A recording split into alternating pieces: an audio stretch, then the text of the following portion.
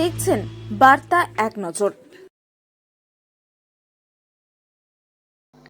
পুরনো জমি বিবাদকে কেন্দ্র করে সংঘর্ষে জড়িয়ে পড়ল দুই পরিবার। বৃহস্পতিবার সকালে ঘটনাটি ঘটে মাথাভাঙা ১ নম্বর ব্লকের নয়ারহাট গ্রাম পঞ্চায়েতের পানিগ্রাম এলাকায়। ঘটনায় উভয় পক্ষের মোট ৭ জন আহত হয়েছেন। এদের মধ্যে ৫ জন বর্তমানে হাসপাতালে চিকিৎসাধীন। এদের মধ্যে রয়েছেন ২ জন মহিলা।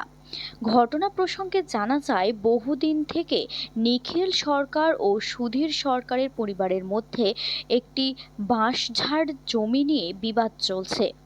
এদিন বাঁশঝাড়ের নিচে ঝাড়ু দেওয়াকে কেন্দ্র করে শুরু হয় বচসা।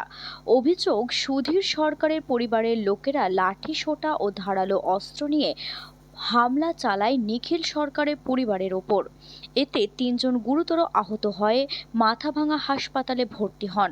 অন্যদিকে সুধীর সরকারের পরিবারের দাবি, তাদের খয়ানভুক্ত জমিতে থাকা বাঁশঝাড়ে গিয়ে নিখিল সরকারের পরিবার বাঁশ কাটতে গেলে তাদের বাধা দেওয়া হয়। সেই সময় নিখিল সরকারের পরিবারের লোকেরা ধারালো অস্ত্র নিয়ে তাদের উপর চড়াও হয়।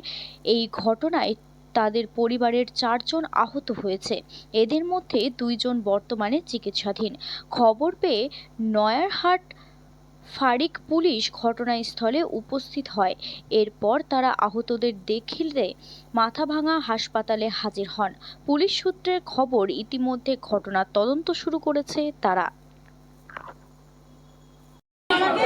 আমার মামার ছেলেকে ওরা মার্ডার করতো। এই কথা ওরা অনেক কয়বার হুমকি দিচ্ছে যে তোদের দুজনকে মারতে আমাদের সবাই। যে আমার ছোট বোন ওনার লাইফ বলে শেষ করে দিবে, এর আগে তো অনেক হুমকি দেয় ওরা। এর গায়েও এর আগে হাত দিয়েছে।